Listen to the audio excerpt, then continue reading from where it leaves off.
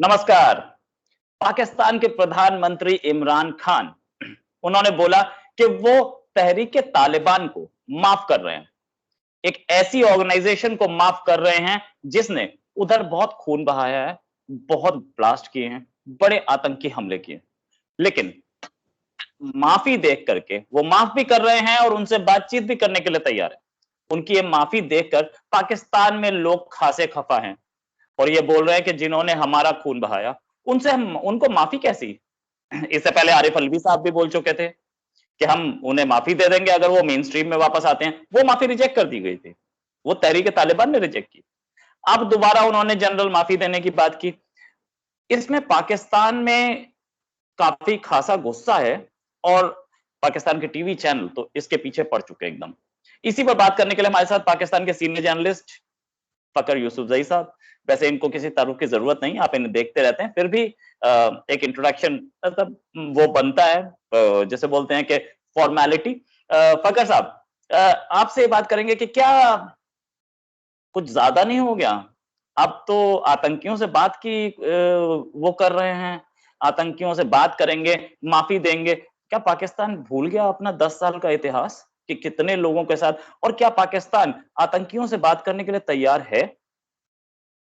बहुत शुक्रिया रोहित जी। बड़ा इम्पोर्टेंट टॉपिक है और बिल्कुल क्योंकि ये टीआरटी के साथ जो इंटरव्यू हुआ है इमरान खान साहब का, तो वहां पे इन्होंने ये जब एक सवाल किया गया तो इन्होंने जवाब दिया, तो दोबारा उस एंकर ने अली मुस्तफा, अफगानिस्तान में मेरी खैर इनसे मुलाकात भी रही थी, तो उन्होंने दोबारा वो क्वेश्चन रिपीट किया कि मतलब आप इनके बारे में कहें, तो उन्होंने कहा बिल्कुल मैं कह रहा हूँ कि एज ए आम लोग जिस तरीके से मैं और आप हैं, सिटीजन हैं, इसी तरीके से वो लोग भी हो सकते हैं, रह सकते हैं, अगर वो ये चीजें करें कि वो अपना जो है सरेंडर कर लें, असला फेंक दें और हमारे कॉन्स्टिट्यूशन को एक्सेप्ट कर लें, हम उनको माफी दे देंगे। और उसके साथ जुड़ी उन्होंने बात की कि उनसे हमारी बातचीत चल रही है, और बातचीत का जो चैनल उन्होंने बताया था तो वो अफगान तालिबान का, उन्होंने कहा कि अफगान तालिबान के जरिए वो एक मीडिएटर का जो रोल है वो प्ले कर रहे हैं और उनके जरिए हमारी उनसे बातचीत हो रही है। और ये बातचीत अगर हम इसकी हिस्ट्री को देखें तो ये पहली दफा नहीं है। ये तकरीबन जब 2003-4 में ये चीजें शुरू हुई, सवात में ये आहिस्ता आहिस्ता से सर उठाने लगे और उसके बाद एक बहुत बड़ा लार्ज स्केल ऑपरेशन किया गया सवात में। 3 मिलियन लोग जो है वो डिस्प्लेस हुए और वो हमारे मर्दान, पेशावर और चरसद्दा में आकर उन्होंने अपने घर बार छोड़कर वो वहां पे और बेतहाशा लोग इनके हाथों मरे भी। ये हुआ। उसके बाद फिर मुशर्रफ दौर में, उसी मुशर्रफ के दौर में दोबारा इनसे बातचीत करने की कोशिश की गई और बैतुल्ला मसूद और हकीमुल्ला मसूद और इनके जो भी इनके हेड हुआ करते थे उनके साथ बातचीत बिल्कुल होती रही है और बड़े बड़े लोग उसमें गए, हमारे एक्स एम्बेसडर और इन्होंने कुछ फौज के ऐसे लोग थे जिनके साथ ताल्लुकात इनके अच्छे थे आईएसआई के। If I am not wrong तो उसमें शायद जनरल अमीर गुल या कर्नल इमाम उनमें से एक बंदा था जो उनमें से गया था। ये सारी चीजें इन लोगों ने करके देखी, लेकिन उसके बावजूद फिर जब उन्होंने पलट कर वार किया तो यकीन करें वो इतना इतना डेंजरस था कि सिर्फ एपीएस नहीं था, एपीएस में हमारे बड़े मैं कहता हूं कि वो मुझे नहीं भूलती वो चीज, तो जिनके बच्चे थे वो कैसे उस चीज को रोहित भूल सकते हैं कि वो दिन उसमें से एक बच्चे की मदर फलक नाज जो एक मूवमेंट को लीड भी करती है, शुहदा पेरेंट्स जो है उसके नाम से पेशावर में, तो उसने कहा कि मैं अपने बच्चे को पहचान नहीं पा रही थी कि उसको इस तरीके से मतलब उसकी शक्ल को इस तरीके से मसख करने की कोशिश की गई थी। कहते मैंने शूज से उस बच्चे को पहचाना। 14 साल का उनका बच्चा था, 9th में गालिबन पढ़ रहा था। तो मुझे ये बताया कि वो उन बच्चों की जो माए हैं, उनके पेरेंट्स हैं, उनके रिलेटिव्स हैं, और सिर्फ वो नहीं है, मैं कह रहा हूं कि एपीएस नहीं है, इसके अलावा इन लोगों ने जिस तरीके से कचेरी के ऊपर अटैक किया क्वेटा में, 86 लॉयर एक दिन में, यकीन करें कि उसमें से हमारे बड़े अच्छे दोस्त डॉक्टर जानजेब जमालदीनी सेनेटर साहब, उनका अकलौता बेटा उसमें शहीद हुआ लॉयर था। आज तक वो कहते कि यार मैं कैसे भूल सकता हूं। तो मुझे ये बताया कि ये लोग किस मुंह से और किस तरीके से उनके साथ बातचीत कर रहे हैं। क्या इन लोगों ने उनसे पूछा जिनके प्यारे गए? अगर उन्होंने कह दिया रोहित कि हाँ ठीक है हमने माफ कर दिया, मैं फिर मुझे कोई हक नहीं है कि मैं फिर कोई बात करूं। इमरान खान साहब को कोई हक नहीं कि वो कोई बात करे, ना किसी और XYZ को। लेकिन वो कह रहे हैं कि नहीं, हमें आप एपीएस की रिपोर्ट नहीं दे रहे, जो लोग उसके अंदर इन्वॉल्व थे आप उसको डिस्क्लोज नहीं कर रहे, तो किस तरीके से हम कहें कि नहीं जी हमारे, जिसे कहते हैं कि हमारे दिलों को चैन आया, कहते हमारे बच्चे तो गए, लेकिन उसके बाद कहते हैं कि जिस अजाब से हम आज तक 7 साल हो गए हम गुजर रहे हैं, उसको खत्म करने के लिए कोई तो कम से कम कोई स्टेप तो उठाए, उनकी कोई दिलजोई तो करे। हाँ, अगर उसके बाद वो माफ कर दे तो मैं कहता हूँ यार ये यहाँ डी चौक में लाके उनका जलसा भी करवा दे, जहां पे इमरान खान साहब खुद 126 दिन बैठे हुए थे, हम भी जाके उनको कवर कर लेंगे और उनकी वाह हम भी कर लेंगे। अगर वो लोग माफ कर ले जिनके प्यारों को बेदर्दी के साथ कत्ल किया गया, बिल्कुल ये माफ कर दे। लेकिन मेरे ख्याल में इमरान खान साहब को, इसके साथ शाह महमूद कुरैशी साहब को, डॉक्टर आरिफ अलवी साहब को, क्या इनका कोई दूर पार का रिश्तेदार भी क्या है, भीड़ चढ़ा है इस चीज का, जो दहशतगर्दी हम पिछले 20 सालों से हमने देखी नहीं गया, इसलिए उनको तकलीफ वो नहीं है जो बाकी लोगों को हो रही है। यकीन करें कि मेरे अपने मेरी छोटी कजन्स उसी स्कूल में पढ़ रही थी जिस एपीएस अटैक हुआ था, और 2 मेरे मेल कजन, एक 6 में था और एक 9th में था। यकीन करें आज भी जब वो बच्चे मतलब बात करते हैं तो यकीन करें रोंगटे खड़े हो जाते हैं हमारे कि यार ये किस किस्म के, मतलब वो सरवाइव कर गए, लेकिन उसके साथ उसके बैठे हुए उनके क्लास फेलोज, उनके उनके दोस्त, उनके नेक्स्ट डोर नेबर्स, यकीन करें आज भी उनकी माओ के बारे में जब वो बात करते हैं वो बच्चे, या वो हमारे रिलेटिव्स बात करते हैं वहां पे पेशावर में वो रहते हैं, यकीन करें कि मैं कहता हूं कि मेरे पास अल्फाज नहीं होते कि मैं कहती यार किस तकलीफ से वो लोग गुजरे हैं, और किस तकलीफ से हम मजीद उनकी बजाय इसके कि हम उनकी दिलजोई करें तो हम उनके जख्मों पे नमक पाशी कर रहे हैं, उनको कह रहे हैं कि यार हम उनको माफ कर देंगे, उनसे हमारी बातचीत चली। आप बातचीत भी करें, आप सारा कुछ करें, लेकिन उन लोगों की सरों पे नहीं, उनकी खून पे नहीं, खुद जाके करें कि हाँ उन लोगों से पहले कहें कि भाई ये गलती थी, इन लोगों की सिक्योरिटी लैब्स थी, हमारे फोर्सेज अगर उसमें इन्वॉल्व थी या उसकी गलतियां थी, उनकी वीकनेसेस थी, आप बताएं उनको कि यार इन लोगों की, वो लोग भी, मैं कम से कम मुझे इतना पता है कि मैं कहता हूं कि वो माफ कर देंगे, लेकिन अगर उनसे सच बोला, आप उनसे सच नहीं बोलते और उसके बाद फिर आप आके आपका एफएम, आपका फॉरेन मिनिस्टर बोलता है, आपका प्रेसिडेंट बोलता है, और एंड में जाके आप बोलते हैं कि नहीं जी हम तो उनके साथ बातचीत करें और हम उनके साथ सुलह करें, आप करें, लेकिन उन लोगों से पहले कर लें जिन लोगों के प्यारे गए, उसके बाद जो मर्जी आप करते रहे। मुल्क का बेड़ा तो आप वैसे ही गर्क कर रहे, गर्क कर दिया। महंगाई, बेरोजगारी, लॉ एंड ऑर्डर की सिचुएशन, कौन कौन सी चीजें हैं जो नहीं हुई इन 3 सालों में, जो शायद मैं अपने पेरेंट्स से पूछता हूं, वो कहते हैं यार हमने ऐसी हुकूमत नहीं देखी। मेरे फादर बहुत बड़े फैन भी हैं इमरान खान साहब के, उसके बावजूद वो कहते हैं कि बेटा मैंने इस किस्म की सिचुएशन नहीं देखी जो पिछले 3 सालों से हो रही, लेकिन उसके बावजूद इमरान खान साहब कहते हैं नहीं जी मैं तो, मेरे जैसा आदमी तो कोई है नहीं, मेरे जैसा महान आदमी तो कोई नहीं है दुनिया में, मेरे जैसा अक्लमंद आदमी कोई नहीं है, मेरे जैसे विजन वाला आदमी कोई नहीं है, लेकिन वो विजन हमें ऑन ग्राउंड पर नजर नहीं आता।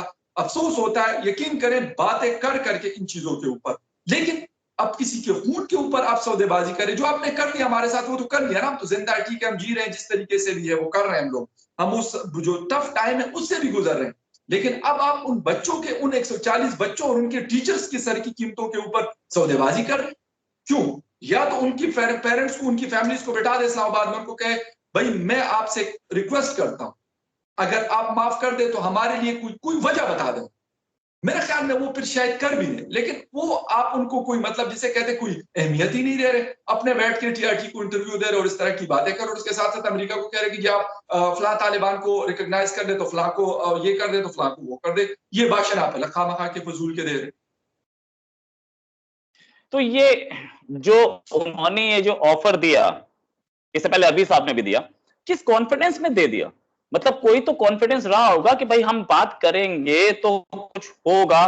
तरीके तालिबान तो पहले से ही मना कर रहा है, अलवी साहब का, यानी कि प्रेसिडेंट का ही जब उन्होंने रिजेक्ट कर दिया था, तो प्राइम मिनिस्टर फिर एक ऑफर दे रहे हैं। अरे 3 दिन पहले ही तो ऑफर रिजेक्ट हुआ आपका, दूसरी बार प्राइम मिनिस्टर कोई नया ऑफर लेके आए हैं क्या? और दूसरी चीज, क्या इन्हें ये नहीं पता था कि इन जनरल पब्लिक में क्या फीलिंग है टीटीपी के लिए, और कितने लोग मारे गए हैं, कितने लोगों ने अपने अजीजों को खोया है? और इसके साथ साथ एक तरफ आप तालिबान को सपोर्ट करते हैं, एक तरफ आप टीटीपी को के साथ बात कर रहे हैं, उनको एमनेस्टी दे रहे हैं। क्या आप ये प्रूव नहीं कर रहे कि पाकिस्तान टेरर के सपोर्ट में है? रोहित, एक तो उन्होंने सीधा सीधा कह दिया था, वो प्रेस रिलीज गालिबन आपके पास भी आया होगा, उर्दू में था और पश्तो, उसके साथ 2 लैंग्वेजेस वो यूज करते हैं। उनका जो अपना स्पोक्स पर्सन आप कहें या उनका मीडिया सेंटर कहें या जो भी आप उसको नाम दे दे, टीटीपी का बड़ा एक्टिव है। वक्तन फवक्तन मुख्तलिफ किस्म के प्रेस रिलीजेस हम उनकी तरफ से देखते हैं, और हमारे जो दोस्त जर्नलिस्ट बैठे हुए नॉर्थ एंड साउथ वजीरिस्तान में, वो हमारे साथ कभी डायरेक्टली भी उनकी कोई ना कोई चीज हमारे पास आ जाती है। तो उन्होंने कहा कि भाई आप लोगों को तो माफी हमने देनी है, आप हमें क्या माफी दोगे?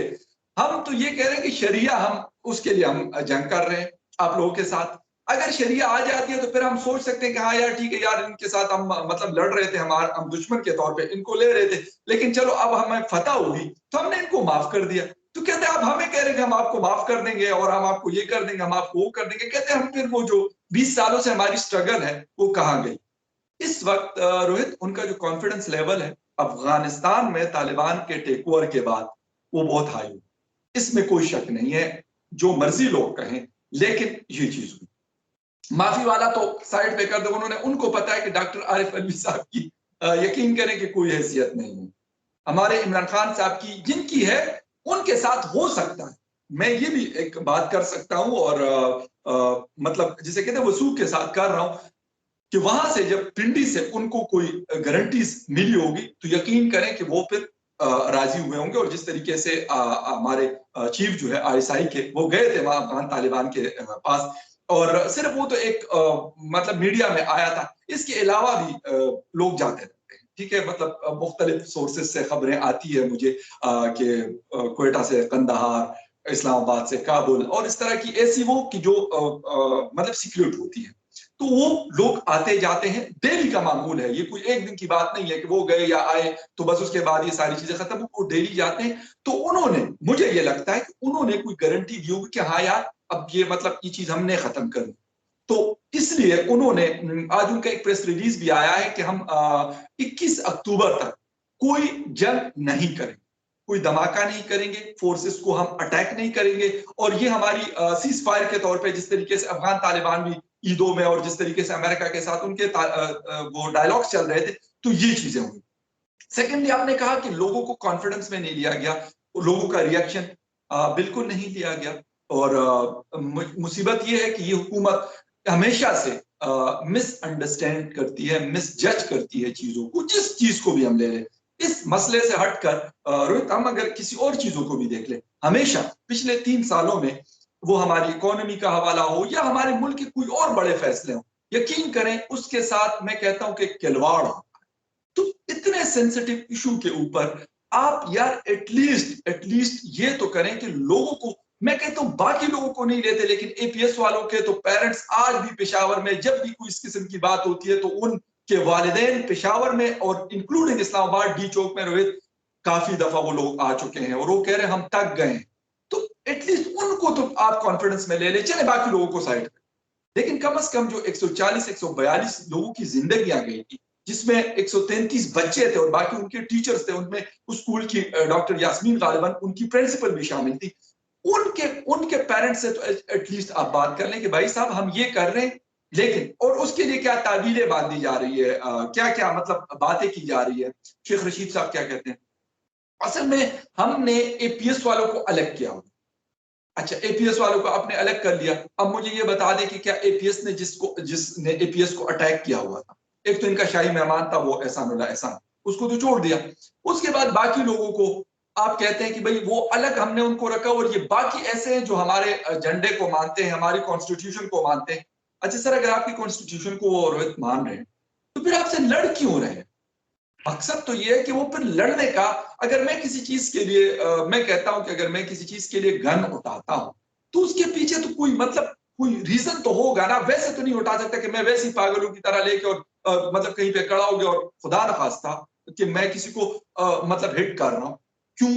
उसके पीछे कोई ना कोई आइडियालॉजी होगी तो ये चीज हो, अदरवाइज ऐसा नहीं हो सकता। तो उनकी आइडियालॉजी यही है कि भाई हम कॉन्स्टिट्यूशन को ये नहीं मानते, क्योंकि ये पाकिस्तान का जो कॉन्स्टिट्यूशन है ये इस्लामिक नहीं है। पाकिस्तान का जो पूरा सिस्टम है सूद के ऊपर है, ये मार्क्स इंटरेस्ट की जब हम बात करते हैं, बैंकिंग सिस्टम ऐसा है, ये सारा कुछ ऐसा है, तो हम इसको मानते नहीं है। तो जब आप उसको मानते नहीं है तो फिर आप उसको माफी देके क्या कर लेंगे? कि क्या वो आप ये समझते हैं कि माफी के बाद वो खामोशी से हाथ पे हाथ रख के बैठ जाएंगे? इसके साथ साथ इनमें रोहित ऐसे लोग भी हैं जो किसी सूरत में वो कहते हैं कि भाई हमने उनका जिसे कहते हैं कि पल्लू हमारे यहाँ कहा जाता है कि चादर का वो कोना हमने पकड़ा हुआ जो हमारे बुजुर्गों ने हमारे हवाले किया हुआ, और उनके मकसद के लिए हम ये जो चीज कर रहे हैं, इसके लिए हम अपनी एक मूवमेंट चला रहे हैं, इसको हम एंड तक पहुंचाएंगे। उसके साथ साथ उन्होंने मीडिया को एक तंबीह भी की।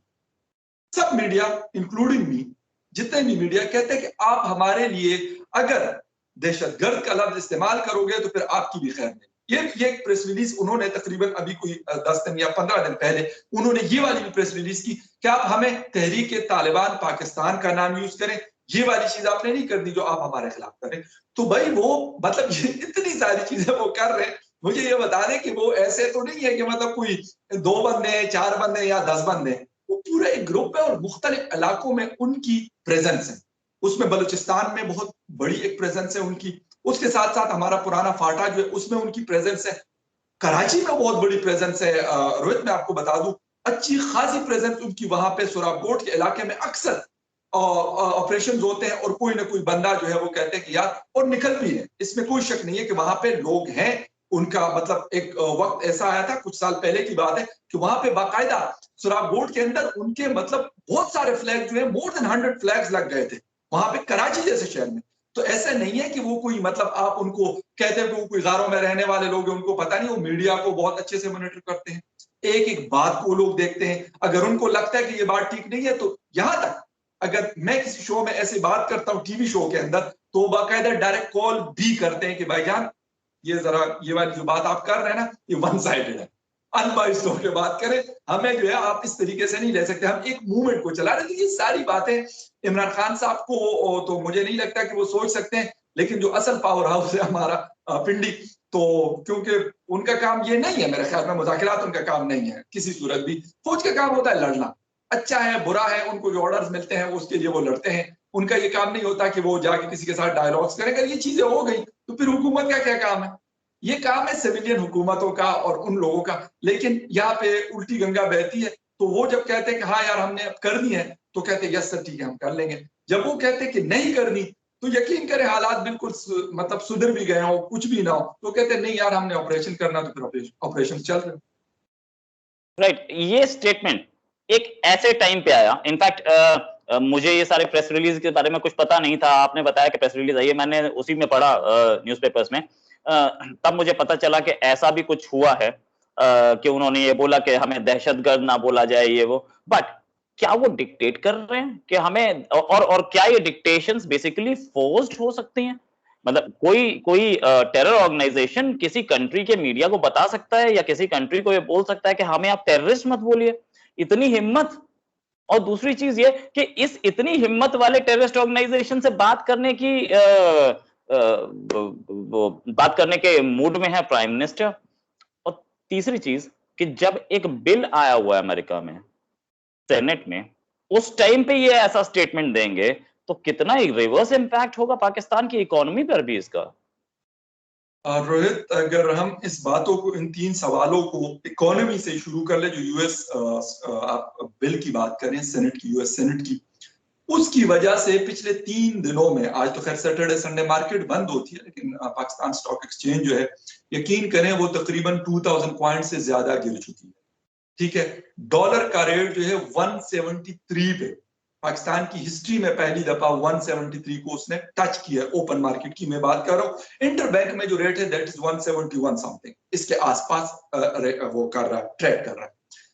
उसके साथ साथ लोगों को, मैं पहले भी बात कर चुका हूं कि यार पहले कोई यहाँ पे इन्वेस्टमेंट के लिए तैयार नहीं है। एक चाइना, मतलब कुल मिला के मेरे ख्याल हमें चाइना का ही वो कर जाता है, जो घूम फिर के हम आते हैं तो फिर चाइना पे हमारी जाके बात खत्म होती है, वो कर रहे हैं। लेकिन वो भी जिस मतलब इंटरेस्ट रेट के साथ हमारे यहाँ इन्वेस्टमेंट करते हैं, जो रिटर्न वो मांगते हैं, तो उसमें हमें फायदा तो बिल्कुल भी नहीं है, लेकिन उल्टा नुकसान। ठीक है, वो चीज तो हो ही नहीं सकती जब आप इस तरह की बातें करते हैं। जब आप किसी भी ग्रुप की, मैं कहता हूं अफगान तालिबान की मैं अगर बात करूं, मैं कहता हूं नहीं है वो टेररिस्ट, जो भी है वहां की एक लेजिटिमेट हुकूमत, मैं कहता हूं, मैं बात कर रहा हूं, एक मिसाल दे रहा हूं कि वो लेजिटिमेट हुकूमत, लेकिन you are not a spokesperson of Afghan Taliban.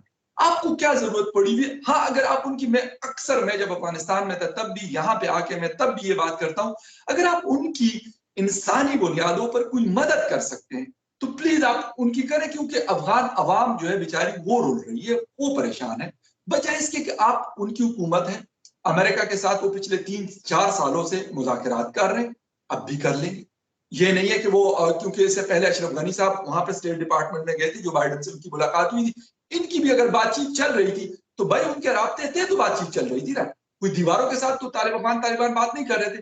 तो इस वजह से बजाय इसके कि भाई हम उनकी खामखा की जिम्मेदार बनने की कोशिश कर रहे हैं, उनका अपना फॉरेन मिनिस्टर भी उन्होंने बनाया, दुनिया मानती है या नहीं मानती, लेकिन है एक बंदा मौजूद है, वो कर लेगा बात।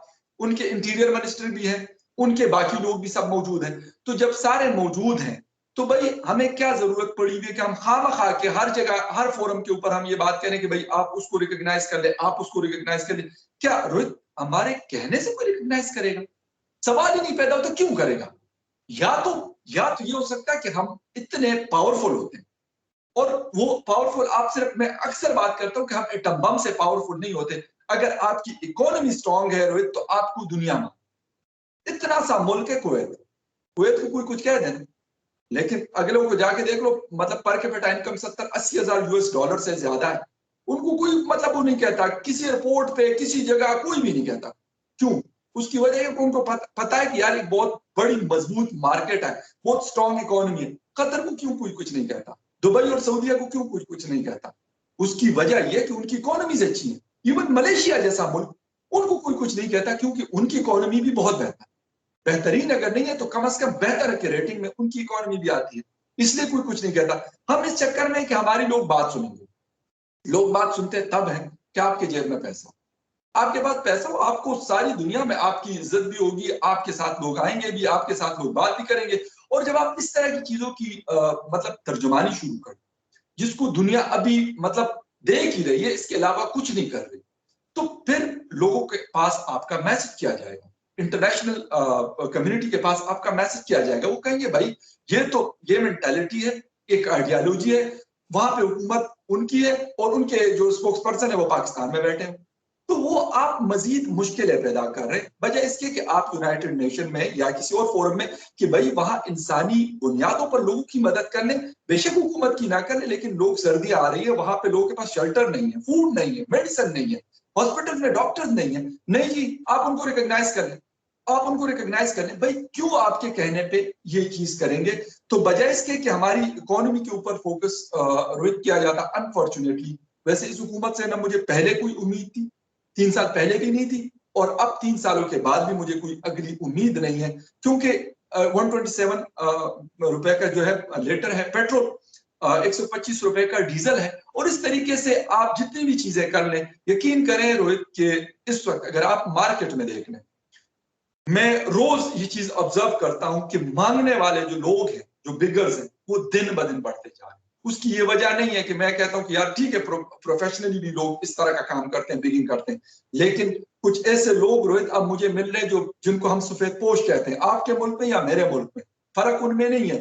वो बेचारे किसी के सामने हाथ फैलाना, यकीन करें मैं कहता हूं कि शायद उनके लिए सबसे मुश्किल काम है, लेकिन वो मजबूर है, उनको एक वक्त की रोटी चाहिए। इस वजह से मैंने ऐसे ऐसे लोगों, ऐसी ऐसी खवातीन को देखा मार्केट्स में कि यकीन करें कि मुझे, मैं आपको सच्ची बात बता दूं, मुझे यकीन नहीं आता कि यार ये इस तरह के जो है प्रोफेशनल बिगर्स हो सकते।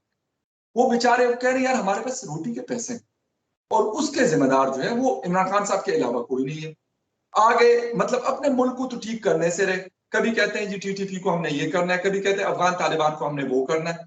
उस वजह से जो थोड़ी बहुत, मैंने कहा कि दुनिया हमें अगर थोड़ी बहुत वेटेज देती भी थी रोहित, वो चीज उन्होंने खत्म कर दी। अब उन्होंने यूएस जो कांग्रेस है, उन्होंने भी कह दिया कि भाई जो उन्होंने मेडिकल एड अगर उनकी मदद की है, मेडिकल की फील्ड में अगर उनके जख्मियों को इलाज करवाया, उनको ट्रेनिंग दी है, उनको पैसे दिया या कुछ और चीज की है, तो उनको जो है उसी लिस्ट में डाल दो जिसके अंदर तालिबान के लोग।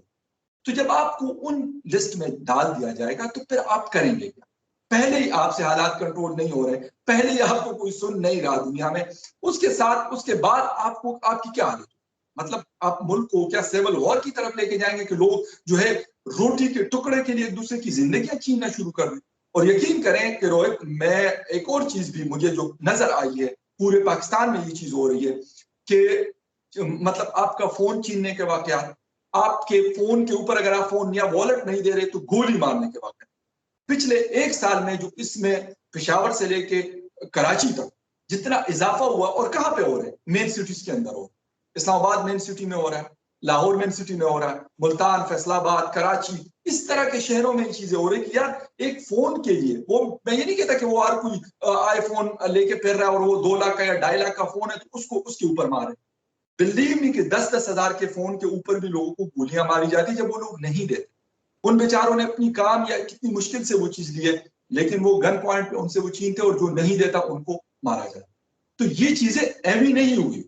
इमरान खान साहब कहानियां तो हमें बड़ी बड़ी सुनाते हैं, लेकिन अपने मुल्क के ऊपर उसका न फोकस था न फोकस है, और मेरे ख्याल में न आइंदा जो भी उनके 2 साल रह गए न उसके ऊपर उनका फोकस रहना। उन्होंने यही ड्रामेबाजी करनी है और इंटरनेशनल फोरम पे भी जलील करना है और इंटरनली भी पाकिस्तान की आवाम को उसने जलील और राइट। तो ये थे फकर यूसुफजई साहब जो कि हमें बता रहे थे कि क्या सिचुएशन है इस समय पाकिस्तान की, और पाकिस्तान की हुक्मरान या पाकिस्तान के प्राइम मिनिस्टर, आई थिंक इस समय तक उनको ये सिचुएशन का ना असेसमेंट नहीं है, तभी वो एक और टेररिस्ट ऑर्गेनाइजेशन से बात कर रहे हैं, जबकि आपके सामने लूमिंग सैंक्शंस हैं अमेरिका के, और अमेरिका के सैंक्शंस बहुत सीरियस होंगे, उसके रिपरकशंस कैस्केडिंग होंगे, आईएमएफ पे भी जाएंगे, वर्ल्ड बैंक पे भी जाएंगे। अभी एशियन डेवलपमेंट बैंक का लोन पास हुआ है, उनको मिल जाएगा कुछ टाइम पे, लेकिन वो कितने दिन चलेगा? तो आपके एक्सपोर्ट्स यूरोपियन यूनियन की ओर या अमेरिका की ओर, ये सारे एक्सपोर्ट्स, इनफैक्ट गल्फ, हर जगह हैम्पर होंगे, और वो प्राइम मिनिस्टर पता नहीं कौन से नशे में है कि उन्हें ये पता ही नहीं कि इकोनॉमी की हालत कहां जा रही है। थैंक्स अ लॉट फकर यूसुफजई साहब, आपसे हमारे साथ बात करने के लिए। उम्मीद है आपसे एक और टॉपिक पे जल्दी डिस्कशन होगा। अभी के लिए नमस्कार। Thank you, take care.